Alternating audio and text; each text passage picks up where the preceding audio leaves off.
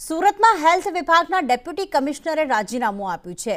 24 કલાકની અંદર આશીષ નાયકે સ્વૈચ્છિક રાજીનામું મંજૂર કર્યું। અરજીથી લઈને સ્થાયી સમિતિની મંજૂરી પણ 24 કલાકમાં પૂર્ણ થઈ ગઈ।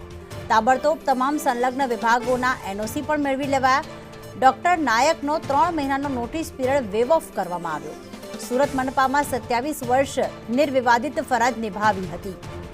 આઝમ અમારી સાથે જોડાઈ ગયા છે। આઝમ, રાજીનામું ધરી દીધું છે અને સ્વૈચ્છિક રાજીનામું કહી શકાય, પરંતુ ફટાફટ આખું મંજૂર કરી દેવામાં આવી, એનઓસી આપી દેવામાં આવ્યું, કારણ શું આપવામાં આવ્યું છે?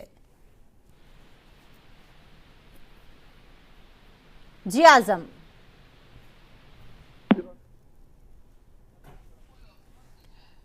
જી આઝમ, મંજૂર કર્યું હતું।